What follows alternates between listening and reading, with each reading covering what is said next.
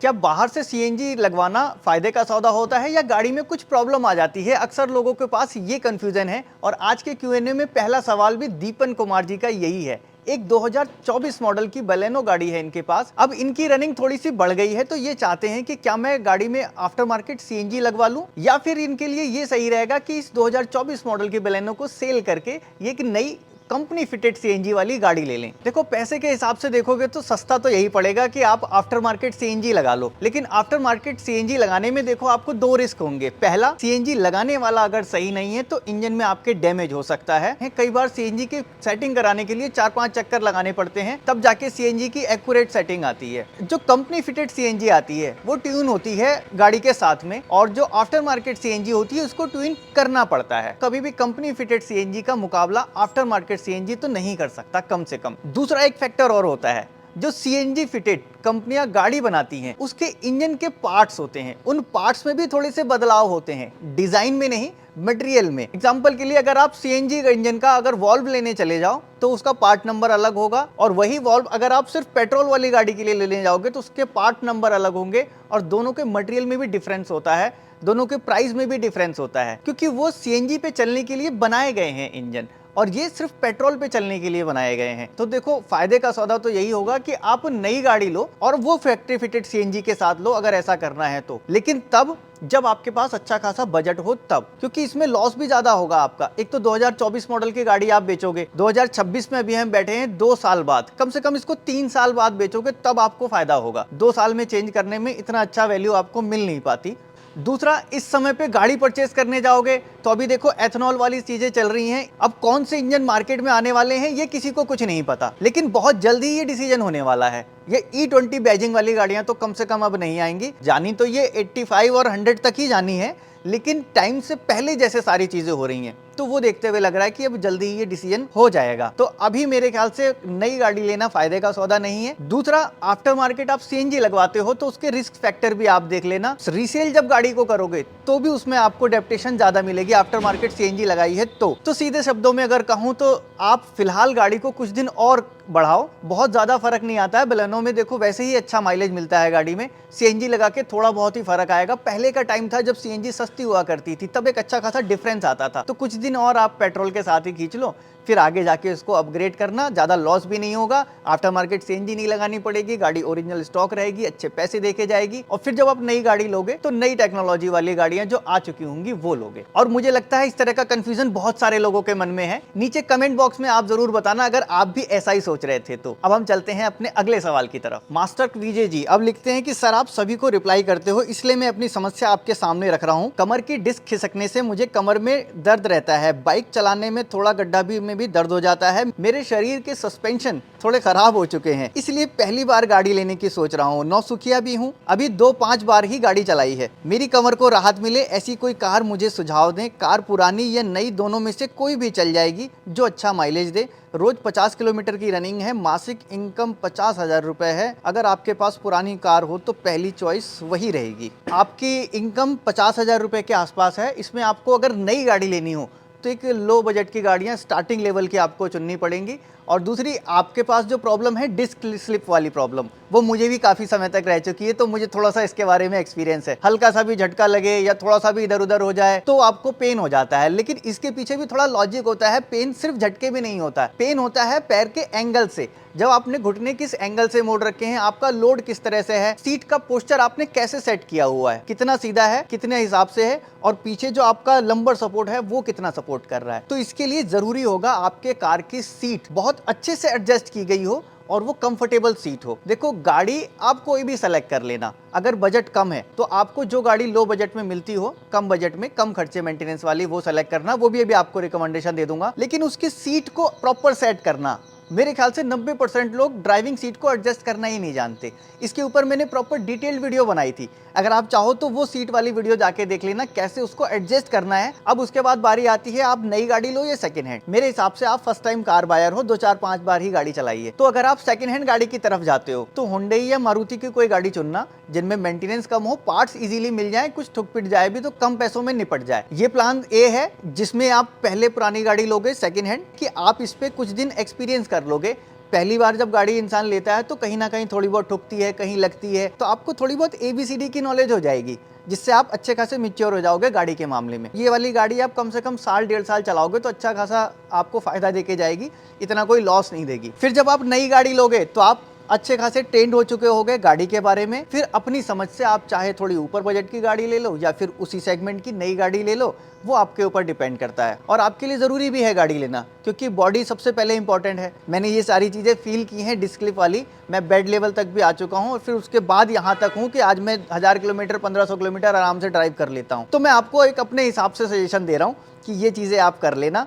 पहले तो वो सीट वाली चीज़ कैसे एडजस्ट करोगे, दूसरा सेकेंड हैंड गाड़ी का अगर आपका बजट अलाउ करता है तो उस तरीके से आप ट्रेंड हो जाओ, तीसरा फिर उसके बाद अपग्रेड करके आप नई गाड़ी ले लेना जो मार्केट में उस समय चल रही होगी, जो फ्यूचर होगा। अभी कोई फ्यूचर किसी का डिसाइड नहीं है। अब अगला सवाल है प्रशांत यादव जी का। इनका प्लान है एक 7 सीटर SUV लेने का। इनके पास एक हुंडई वर्ना है, एक गाड़ी इनके पास नेक्सॉन है, 2021 मॉडल नेक्सॉन चलाते हैं ये टर्बो वाली। अब ये नेक्सॉन को चेंज करके एक 7 सीटर कार लेना चाहते हैं। क्लेविस का टेस्ट ड्राइव लिया इन्होंने 1.5 लीटर पेट्रोल का, 1.5 लीटर नेचुरली एस्पिरेटेड जो इंजन आता है। गाड़ी तो इनको पसंद है, लेकिन इनको एक थोड़ा सा डाउट है कि क्या ये पहाड़ों पे वैसा ही परफॉर्म कर पाएगी जैसा नेक्सॉन किया करती थी, क्या ये कंफर्टेबल भी होगी। और इनकी प्रायोरिटी ये है कि टेंशन फ्री गाड़ी लें, बार बार कोई सर्विस सेंटर के चक्कर ना लगाने पड़े, लो मेंटेनेंस हो और एवरेज भी थोड़ा ठीक ठाक हो। तो बहुत सारी चीजों की डिमांड भी है। गाड़ी तो आपने सही चुनी थी, क्लेविस फैमिली पर्पज से गाड़ी बढ़िया गाड़ी है। और इनकी रनिंग हाईवे पे क्या होगी, 2-3 महीने में एक बार 1200-1500 किलोमीटर का ये ट्रिप करेंगे मेरे ख्याल से घूमने के हिसाब से। तो देखो सर, आपने क्लेविस तो गाड़ी सही चुनी है, गाड़ी अच्छी है, परफॉर्म अच्छा करती है, माइलेज भी ठीक ठाक देती है, लेकिन अगर आप इसको तरीके से चलाओ तो। मुझे कैरेंस पेट्रोल वाले लोग ऐसे भी मिले हैं जो बोलते हैं कि मैंने 22-23 का माइलेज इस पेट्रोल गाड़ी से निकाला है हाईवे पे, और अक्सर निकालता हूं, कोई एक बार नहीं है। और कुछ लोग ऐसे भी मिले हैं जो कहते हैं कि भैया मैं 13 और 14 से ऊपर नहीं जा पाता। तो ये बड़े कंफ्यूजन की चीजें हैं, ये ड्राइविंग पैटर्न पे डिपेंड करता है। मेरे हिसाब से आप ठीक ठाक गाड़ी चलाओ तो आप लोकल में भी 14-15 का माइलेज इससे निकाल लोगे। हाईवे पे अगर आप गाड़ी 90-100 से ऊपर खींच के चलाते हो तो आपका माइलेज वहीं 16-17 तक आ जाएगा। रही बात पहाड़ों का, जो आपका कंसर्न है थोड़ा सा जायज है। जो आपको नेक्सॉन पेट्रोल जो फील देती थी वो ये गाड़ी इतना नहीं दे पाएगी। क्यों? वो टर्बो वाला जो फील आपको आता था एकदम से, वो तो नहीं आएगा। लेकिन हाँ, टर्बो जो लैग आपको परेशान करता था वो यहाँ परेशान नहीं करेगा, क्योंकि ये 1.5 लीटर का इंजन है, ये लगभग बराबर परफॉर्म करेगा, लेकिन आपको वो टर्बो वाला जो फील है वो मिसिंग रहेगा। वो अगर आपको लेना है इस गाड़ी में तो आपको थोड़ा सा हाई RPM पे चलना पड़ेगा, वो फील भी आपको मिल जाएगा। मेरे ख्याल से आपके लिए ये सही डिसीजन रहेगा कि आप किया क्लेविस पे चले जाओ। लेकिन पार्ट्स का प्रॉब्लम इनके साथ है, पार्ट्स इनके इजीली नहीं मिलते, ये लोग पार्ट्स बाहर नहीं देते, और इनके यहाँ भी अगर वारंटी में भी चेंज कराने हैं तो भी आपको काफ़ी टाइम वेट करना पड़ता है। तो ये आप ध्यान रख लेना। लेकिन हाँ, अगर ग्रैंड विटारा 7 सीटर में लॉन्च हो जाती है तो वो आपके लिए सही ऑप्शन होगा। अगला सवाल शुभम जी का है मुझसे कि आपके पास मारुति की भी गाड़ी है और किया की भी गाड़ी है। ये मुझसे मेरा एक्सपीरियंस जानना चाहते हैं पार्ट्स को लेके, पार्ट्स की अवेलेबिलिटी को लेके और इनकी ड्यूरेबिलिटी को लेके कि कितने चलते हैं इनके पार्ट। इनको किया क्लेविस लेने का मन है, तो ये थोड़ा सा मन में डर है इनके, और पुणे में रहते हैं, कोई बहुत ज्यादा हाई मेंटेनेंस इनको गाड़ी नहीं चाहिए। तो देखो, मारुति से अगर मैं किया को कंपेयर करूं, मेरे पास मारुति ब्रेजा है जो मैंने 2023 में ली थी, किया कैरेंस है जो मैंने अभी 2025 में बाई की है। इन दोनों में मैंने जो डिफरेंस फील किया, मारुति के पार्ट्स आपको सस्ते मिल जाते हैं इजीली। आपको कोई भी पार्ट चाहिए ज्यादातर ऑर्डर लगाने की जरूरत नहीं पड़ती, इजीली अवेलेबल होते हैं। आप काम कहीं बाहर भी कराना चाहते हो या खुद भी कोई पार्ट चेंज कर सकते हो तो ये लोग दे देते हैं।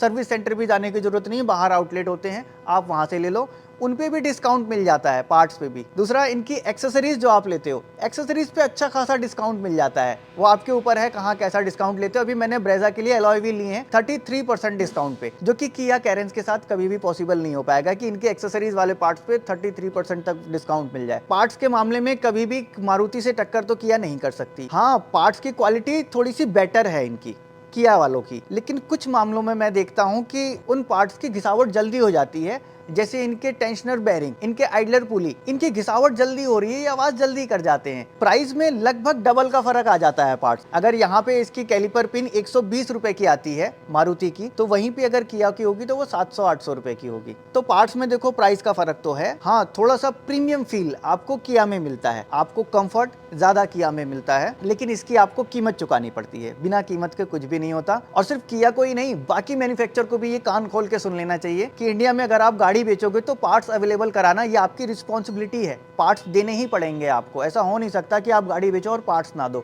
और इसके लिए कोई बाउंडेशन नहीं होना चाहिए कि आपके सर्विस सेंटर पे हम आएंगे तभी आप पार्ट्स लगा के दोगे। राइट टू रिपेयर इंडिया में लागू तो है, लेकिन इसको कड़ाई से फॉलो नहीं कराया जा रहा जी। अभी तक गवर्नमेंट की ढील है, हो सकता है कि हमारी आवाज़ उठाने के बाद सरकार भी इस पर थोड़ी सख्ती दिखाए और इन लोगों को थोड़ा टाइट करे। वैसे इस मामले में तो हमेशा ही मैं बोलता रहता हूं, अब आप लोगों की बारी है आवाज़ उठाने की। इसके ऊपर मैंने कंप्लीट वीडियो भी बना रखी, जाके वो वीडियो देखना और उसको लाइक और शेयर करना अपने ग्रुप्स में। अब हम अगले सवाल की तरफ चलते हैं। अगला सवाल जिन भाई साहब का है वो चाहते हैं कि इनका नाम ना लिया जाए लेकिन सवाल का जवाब दिया जाए। अब इनका सवाल क्या है, इनके पास एक ग्रैंड आइटन गाड़ी है, पेट्रोल मॉडल, सेकंड हैंड लिया था इन्होंने, 56,000 किलोमीटर चल चुकी है। इसका क्लच हार्ड था, पिकअप भी कम था, इसलिए 1.5 साल पहले इन्होंने क्लच की डिस्क, प्रेशर प्लेट और क्लच केबल चेंज किया था। ओरिजिनल हुंडई का सामान लिया लेकिन लोकल मैकेनिक से करवाया था। चेंज करने के बाद पिकअप अच्छा हो गया लेकिन क्लच अभी भी हार्ड है। और जब इन्होंने मैकेनिक को बोला तो उन्होंने बताया कि साहब ये तो इतना हार्ड रहेगा ही, हुंडई का क्लच है। चेंज के बाद सिर्फ हार्ड था और कोई प्रॉब्लम नहीं थी। कुछ दिनों से इंजन जब गर्म होता है तब न्यूट्रल से फर्स्ट गियर और रिवर्स गियर लगाने के टाइम पे गियर बहुत हार्ड होता है। कोल्ड इंजन पे सब सही है। और एक बात, जब गाड़ी चलती है तब गाड़ी की स्मूथ गियर पड़ते हैं।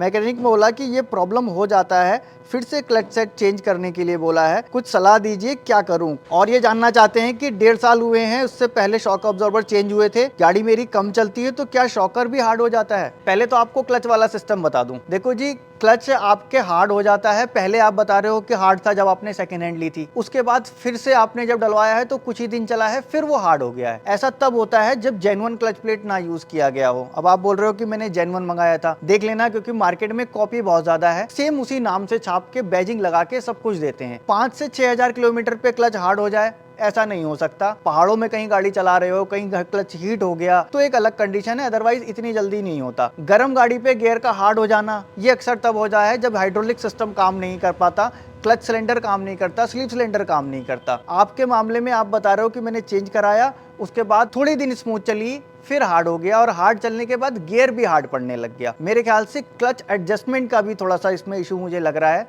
सही से एडजस्ट नहीं हुआ है। पहली चीज याद रखो, ओरिजिनल पार्ट्स। दूसरा, प्रॉपर फिटिंग और एडजस्टमेंट, ये मेन रोल निभाते हैं। ऐसा बिल्कुल नहीं है कि हुंडई की आइटन गाड़ी में हर 5,000 किलोमीटर पे क्लच प्लेट आपको चेंज करना पड़े।